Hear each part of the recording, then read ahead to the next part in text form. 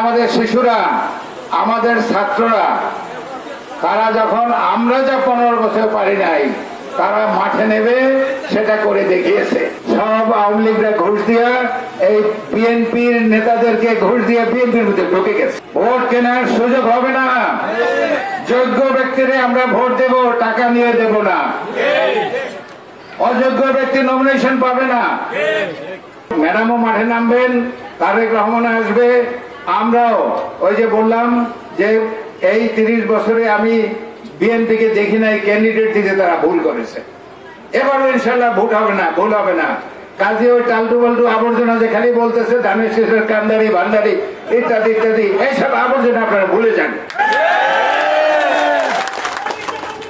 আমি বিপ্লবের কথা বলতেছি। সেই বিপ্লব যারা করেছে তারা আমাদের সন্তান, তারা আমাদের শিশুরা, আমাদের ছাত্ররা।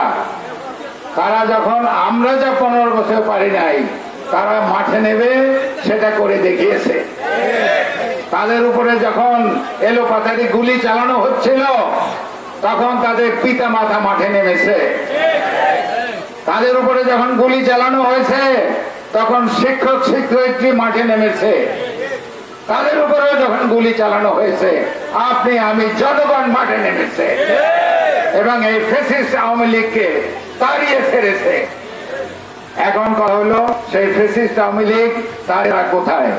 তারা কিন্তু সব ইন্ডিয়াতে। কলকাতায় একটা অফিস দিয়েছে ইন্ডিয়ান গভর্নমেন্ট তাদেরকে। সেই অফিসে বসে আওয়ামী লীগ প্ল্যান করে বাংলাদেশকে অস্থিতিশীল করা যায় কিভাবে।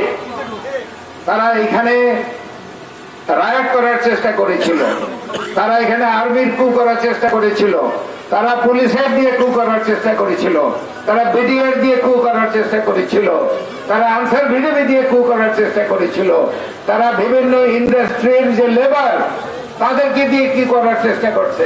গত 1 বছরে 140টা অ্যাটেম্প তারা করেছে আপনাদের বাংলাদেশকে অস্থিতিশীল করার জন্য, কিন্তু তারা পারে নাই। কেন? আপনারা পাথরের মতো শক্ত হয়ে দাঁড়িয়েছিলেন। গত যে একটা প্রহসনের নির্বাচন করলো আওয়ামী লীগ, সেই নির্বাচনের আগে আমাদের 27,000 বিএনপির 27,000 নেতা কর্মীকে অ্যারেস্ট করে তারা জেলে রেখে নির্বাচন করেছিল। আপনাদের মনে আছে সেগুলো? আপনারা নিজেরও জেলে ছিলেন, অথবা আপনার ছেলে ছিল, আপনার ভাইয়ের ছেলে ছিল, এরা জেলে ছিল। জেলখানায় এমন কোন বিএনপির নেতা নাই যাকে তারা ঘুষ দেওয়ার চেষ্টা করে নাই। কাউকে বলেছে যে তোমার সব কেস আমরা তুলে নেব, তুমি আওয়ামী লীগে জয়েন করো। কাউকে বলেছে তোমাকে নমিনেশন দেবে, আওয়ামী লীগে জয়েন করো। কাউকে বলেছে তোমাকে এমপি বানাবো, আওয়ামী লীগে জয়েন করো। কাকে বলেছে তোমাকে মন্ত্রী বানাবো, আওয়ামী লীগে জয়েন করো। আর যারা একদম বুড়া বৃদ্ধ অথর্ব আমার মতো সাদা চুল, তাদেরকে বলছে আপনাদেরকে অ্যাম্বাসেডর বানাবো। কিন্তু তাই বলে বিএনপি কে, শহীদ জিয়াউর রহমান আদর্শের দল বিএনপি, খালেদা জিয়ার বিএনপি, তারেক রহমানের বিএনপি, তারা কি দল ভাঙতে পারছে? একটা লোককে নিতে পারছে? তো সেই সময় যদি না পারে আগামী 100 বছরেও তারা বিএনপির চারপাশে আসতে পারবে না ইনশাআল্লাহ।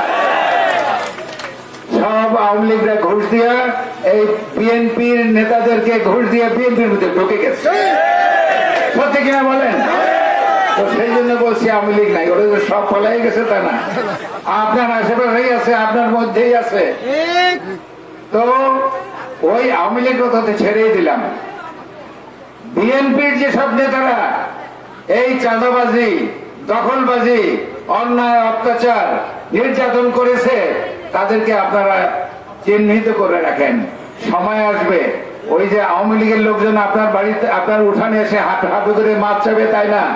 এই বিএনপির সেই সব মুনাফিকরাও আপনার উঠানে এসে ক্ষমা চাইতে হবে। মাঠে কিন্তু আওয়ামী লীগ নাই, মাঠে এখন বিএনপি, জামাত একটা ছোট দল, আর বাকি দলরা আরো ছোট ছোট। কাজেই আমরা তো মনে করি যে নির্বাচন হবে একচেটিয়া, আমরা 300 আসনের মধ্যে 325টা আসন নিয়ে নেব। কিন্তু আমাদের নেতা তারেক রহমান কি বলেছে? আপনারা যতই চিন্তা করেন আগামী নির্বাচন কিন্তু অত্যন্ত কঠিন হবে।